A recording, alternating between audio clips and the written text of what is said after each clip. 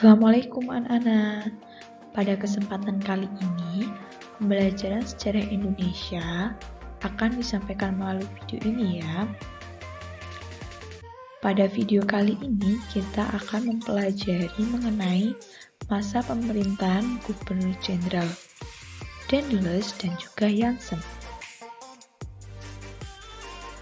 Masih ingatkah kalian tentang VOC? Ya, betul sekali. VOC ini merupakan fungsi dagang yang dimiliki oleh bangsa Belanda. VOC ini didirikan pada 20 Maret 1602. Tetapi akibat banyaknya pegawai VOC yang melakukan korupsi dan juga terjadi perlawanan-perlawanan dari rakyat pribumi, VOC ini akhirnya dibubarkan pada tahun 1795.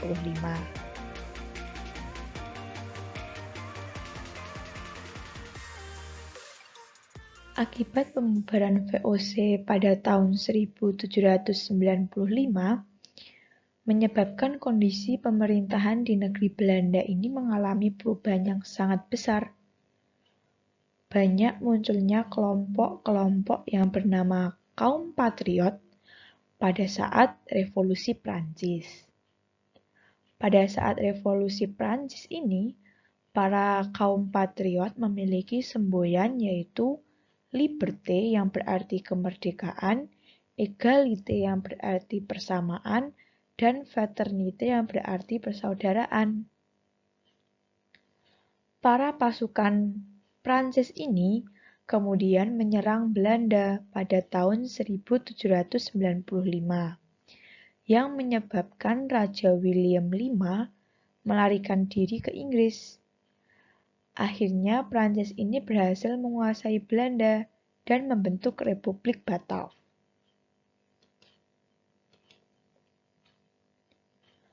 Perubahan di negeri Belanda ini berdampak terhadap penguasaan di Hindia Belanda, di mana pemerintahan Prancis kemudian mengirim Herman Willem Daendels untuk menjalankan pemerintahan di Hindia Belanda. Gubernur Jenderal Daendels menjabat dari tahun 1808 hingga 1811. Berikut ini adalah gambar dari Gubernur Jenderal Herman Willem Daendels. Tugas utama Gubernur Jenderal Daendels adalah mempertahankan Pulau Jawa dari serangan Inggris.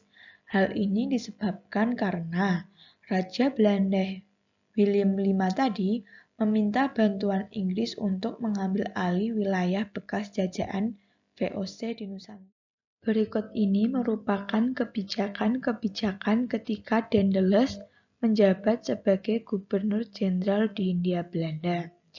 Yang pertama itu ada kebijakan dalam bidang pemerintahan, kemudian ada kebijakan dalam bidang militer, ada kebijakan dalam bidang peradilan, dan juga ada kebijakan dalam bidang sosial ekonomi. Baik anak-anak, berikut ini merupakan kebijakan dalam bidang pemerintahan masa Daendels. Yang pertama itu ada membatasi kekuasaan para raja. Karena menurut Daendels, raja-raja yang ada di pribumi ini harus mengakui raja yang ada di Belanda. Kemudian yang kedua yaitu mengurangi hak-hak feodal para penjabat pemerintah. Sebagai contohnya, kedudukan bupati. Kedudukan bupati sebagai penguasa tradisional ini nantinya akan diubah menjadi pegawai pemerintahan kolonial. Nah, pegawai pemerintahan kolonial ini akan menerima sebuah gaji. Kemudian yang ketiga, Pulau Jawa ini akan dibagi menjadi 9 prefektur. Prefektur ini dapat diartikan sebagai wilayah. Wilayah-wilayah prefektur ini akan dikepalai oleh seorang prefek dan bertanggung jawab kepada Gubernur Jenderal dan membawai bupati. Kemudian yang keempat, Kerajaan Banten dan Cirebon ini menjadi wilayah pemerintahan kolonial. Anak-anak, selanjutnya yaitu kebijakan dalam bidang militer ya. Yang pertama itu Daedalus membuat rencana untuk membangun jalan raya The Great Postway dari Anyar hingga Panarukan. Kurang lebih jalan raya ini dibangun sepanjang 1.100 km yang bertujuan untuk mempermudah mobilitas pasukan di Jawa. Nah, berikut ini merupakan contoh gambar dari jalan raya The Great Postway, di mana Anyer ini merupakan batas barat Pulau Jawa, dan sedangkan Panarukan merupakan batas timur Pulau Jawa, seperti itu. Nah, untuk jalan-jalan ini sekarang itu dikenal sebagai Jalan Pantura atau Pantai Utara, karena letaknya di sebelah utara Pulau Jawa, seperti itu. Pembangunan jalan The Great Postway atau Jalan Anyer hingga Panarukan ini tenaganya itu dari pribumi. Di sini itu bisa dikenal sebagai kerja paksa, karena tenaga-tenaga pribumi ini dipaksa, tenaganya itu diperas sampai habis seperti itu. Banyak juga yang meninggal karena melakukan kerja atau membangun Jalan Anyer hingga Panarukan ini. Tetapi pemerintah kolonial tidak menggubris hal itu. Siapa yang meninggal di sini ya langsung dikubur di tempat seperti itu. Kemudian yang kedua ini membangun pangkalan angkatan laut di Anyer dan Ujung Kulon. Dan yang ketiga membentuk pasukan dari orang-orang pribumi sebagai bagian dari angkatan perang Belanda dengan komandannya ini berasal dari orang Jawa. Kemudian yang keempat, membangun benteng pertahanan di berbagai wilayah seperti Benteng Lodewijk di Gresik. Berikut ini merupakan contoh dari gambar Benteng Lodewijk seperti itu. Kebijakan selanjutnya yaitu kebijakan dalam bidang peradilan. Yang pertama, Daedalus ini membentuk 3 macam peradilan atau 3 golongan dalam peradilan, yaitu peradilan untuk bangsa Eropa, kemudian peradilan untuk orang Timur Asing ini ada orang Tiongkok, India, Pakistan, seperti itu. Kemudian peradilan untuk orang pribumi itu sendiri. Nah, pembagian 3 golongan ini berdasarkan dari segregasi atau pemisahan ras pada waktu itu. Pada waktu itu, ras itu dibagi menjadi 3, yaitu ras yang pertama atau golongan atas itu ada bangsa Eropa, golongan kedua itu ada orang Timur Asing, dan juga golongan yang terakhir atau ketiga itu adalah orang pribumi. Kemudian yang kedua, dalam masalah korupsi, yang menjadi masalah utama yang harus diperhatikan Daedalus, sehingga setiap pelaku korupsi pada masa itu akan diadili tanpa pandang bulu. Kebijakan selanjutnya yaitu kebijakan mengenai sosial dan ekonomi. Daedalus ini diberi tugas untuk memperbaiki keadaan tanah di Hindia Belanda sembari mengumpulkan dana untuk biaya perang juga. Oleh karena itu, Daedalus melakukan berbagai tindakan yang dapat mendatangkan keuntungan bagi pemerintahan kolonial.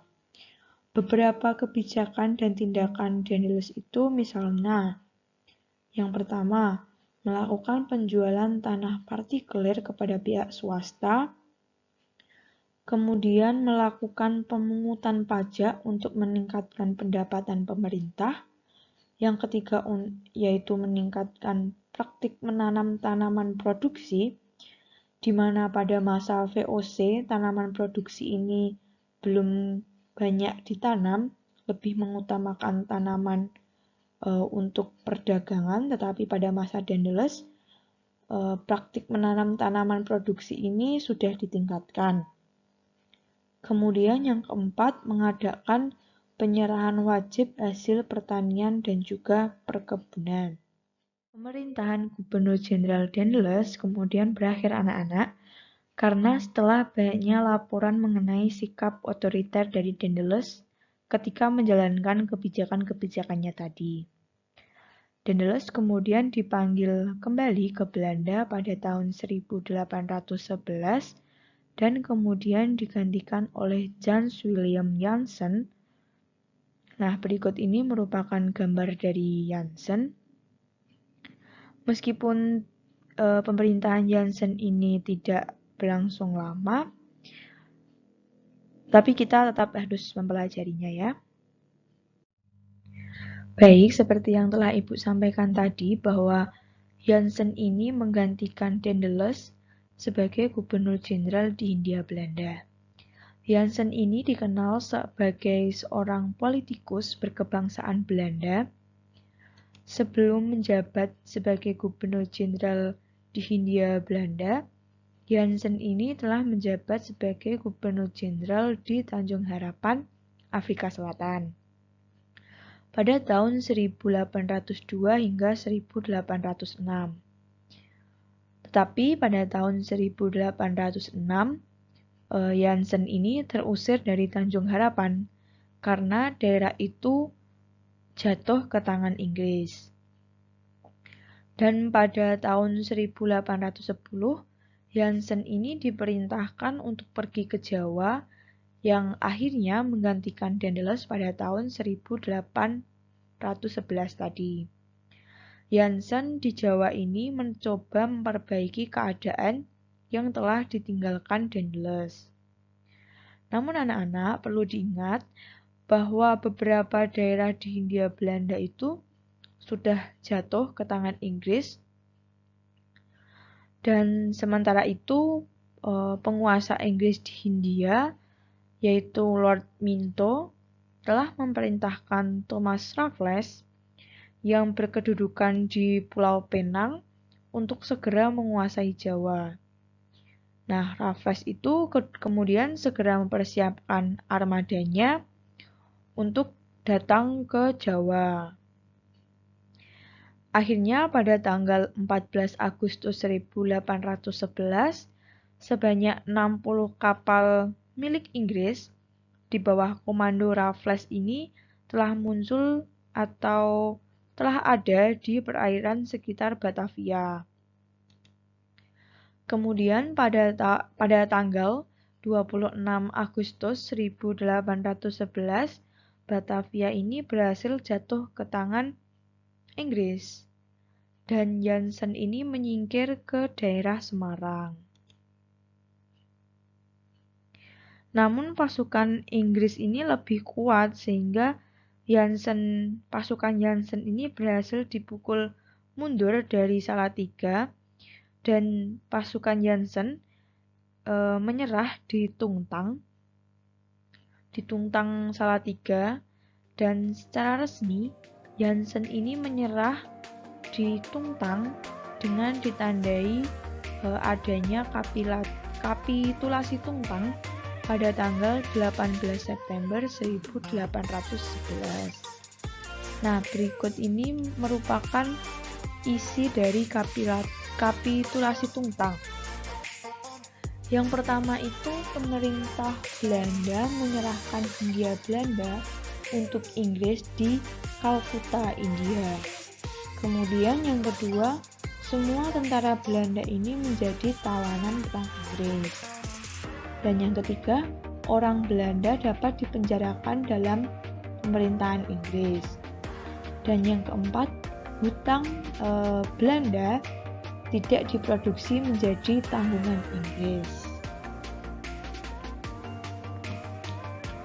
Nah, itu tadi materi yang dapat Ibu sampaikan mengenai masa pemerintahan Gubernur Jenderal Daendels dan juga Jansen, yang dimana Jansen menyerah kepada Inggris yang ditandai dengan adanya kapitulasi Tungtang pada tanggal 8 September 1811 tadi, menandai berakhirnya pemerintahan kolonial Belanda di Hindia Belanda pada waktu itu, yang nanti akan dilanjutkan masa pemerintahan Inggris di Hindia Belanda yang akan kita bahas dalam video selanjutnya. Baik, jangan lupa dibaca kembali materinya, dapat dibaca di e-book atau sumber lain. Tetap semangat belajar dan juga tetap jaga kesehatan. Wassalamualaikum warahmatullahi wabarakatuh.